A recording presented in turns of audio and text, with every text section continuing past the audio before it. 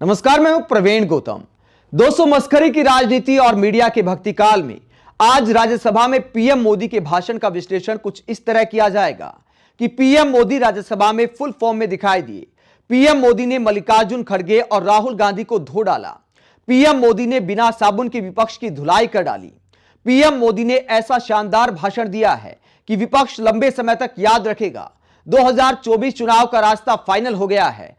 आज का पीएम मोदी का भाषण विपक्ष को निरुत्तर कर गया।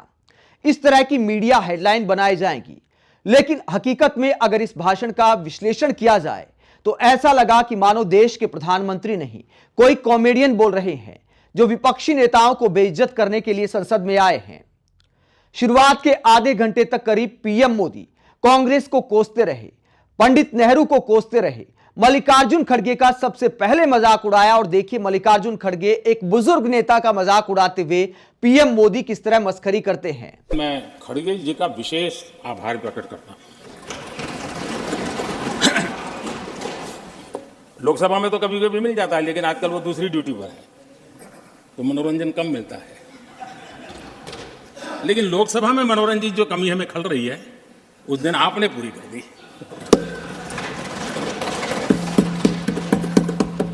और मुझे प्रसन्नता इस बात की थी कि माननीय खड़गे जी काफी लंबा और बड़ी इम्तहान वजह से शांति से बोल रहे थे। समय भी काफी लिया था। तो मैं सोच रहा था कि आजादी मिली कैसे, इतना सारा बोलने की आजादी मिली कैसे। तो मैं सोच तो रहा था, लेकिन बाद में मेरे ध्यान में आया कि दो स्पेशल कमांडर जो रहते हैं उस दिन नहीं थे और आजकल नहीं रहते। और इसलिए बहुत भरपूर फायदा स्वतंत्रता का आदरणीय खड़गे जी ने उठाया।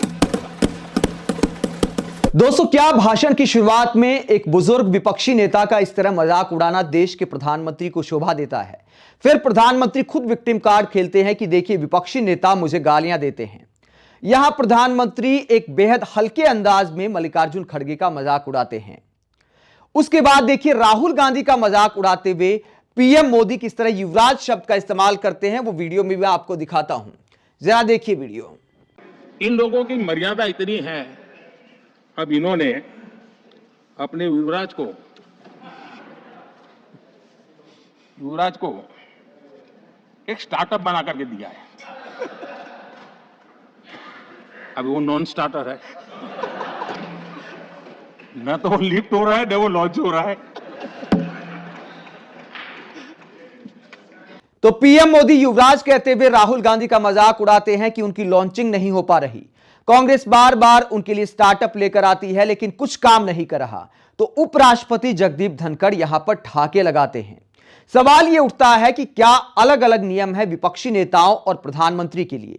अगर प्रधानमंत्री ने युवराज कहा और उपराष्ट्रपति को कोई समस्या नहीं है, तो फिर क्या ओम बिरला और स्मृति ईरानी को समस्या होनी चाहिए। एक और वीडियो मैं आपको दिखाता हूं, जब गौरव गोगोई कांग्रेस सांसद ने पीएम मोदी को महाराज कहा था, तो देखिए कैसे ओम बिरला को गुस्सा आ गया था। जरा ये देखिए। क्योंकि जब भी यहां पे महाराज जब आते हैं तो सारे सांसद खड़े होकर ताली बजाते हैं, उनका जयकार होता है। और महाराज भी आते हैं, कुछ क्षण बैठते हैं और फिर वो चले जाते हैं, विदाई देते हैं और एक भी सवाल का उत्तर नहीं देते। आप बहुत वरिष्ठ सदस्य है, आप संसद पर ही आरोप लगाएं। इस संस्था में आप बैठे हैं, जिस संस्था का पवित्र सदन है, आप ही सोचे क्या बोल रहे हैं आप।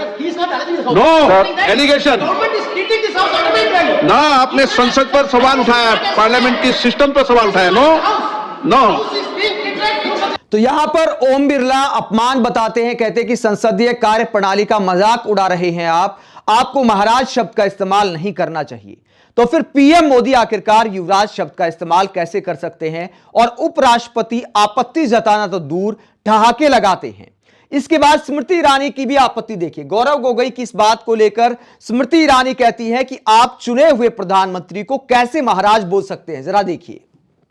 इस लोकतंत्र की ये गरिमा है कि प्रधानमंत्री पद पर राष्ट्र के हमारे नागरिक चुनकर एक व्यक्ति को विद्यमान करते हैं। उस पद के लिए, उस गरिमामय पद के लिए महाराज शब्द की जो उपाधि आज यहाँ पर एक सदन में सदस्य ने इस्तेमाल की, उसको भी आप एक्सपेंड करें। और मैं इतना कहना चाहूंगी, उनका द्वेष नरेंद्र मोदी के खिलाफ हो सकता है, लेकिन गरिमा विहीन टिप्पणी प्रधानमंत्री पद के लिए ना हो, इससे संसद भी आहत होता है और वो वोटर भी जो लोकतांत्रिक तरीके से चुनकर अपने प्रतिनिधि को सदन में भेजता है।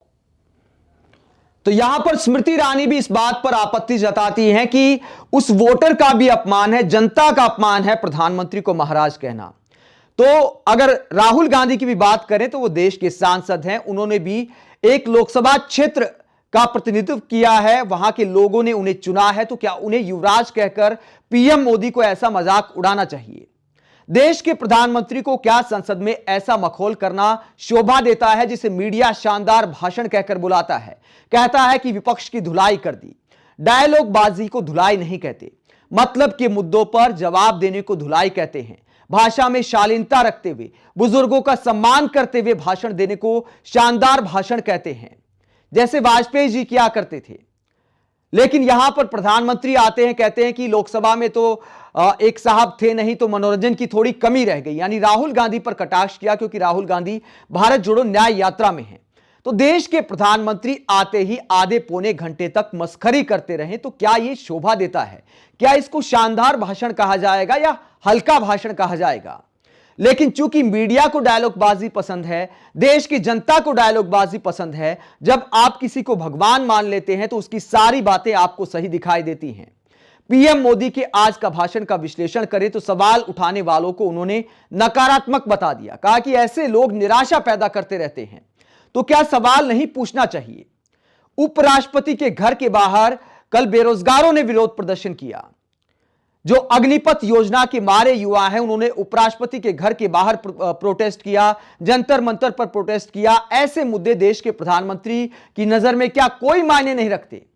आर्मी में इतना बड़ा रिफॉर्म कर दिया, इन सब सवालों को लेकर ना देश का मीडिया सवाल करता है, ना ऐसे सवालों को देश के प्रधानमंत्री लेते हैं। देश के प्रधानमंत्री भी उसी तरह की राजनीति और उसी तरह का भाषण देते हैं जैसे बीजेपी के प्रवक्ता टीवी चैनलों पर मस्खरी करते हैं। संसद और टीवी स्टूडियो का फर्क आज प्रधानमंत्री नरेंद्र मोदी ने संसद में खत्म कर दिया, जिसे मीडिया चैनल शाम को विश्लेषण करते हुए शानदार भाषण बताएंगे। लेकिन हकीकत यह है कि ऐसी भाषा शायद देश के इतिहास में किसी प्रधानमंत्री ने कभी इस्तेमाल नहीं की, जैसी प्रधानमंत्री आजकल संसद में कर रहे हैं, और बुजुर्ग नेताओं को भी मजाक नहीं उड़ा रहे, बेइज्जत करने का काम कर रहे हैं। आप पीएम नरेंद्र मोदी के संसद में ऐसी भाषा का इस्तेमाल करने को लेकर क्या सोचते हैं? कमेंट बॉक्स में अपनी राय जरूर दें। अगर आप हमारी पत्रकारिता को पसंद करते हैं तो थैंक्स के ऑप्शन का इस्तेमाल करें, वीडियो को लाइक करें, चैनल को सब्सक्राइब करें। नमस्कार।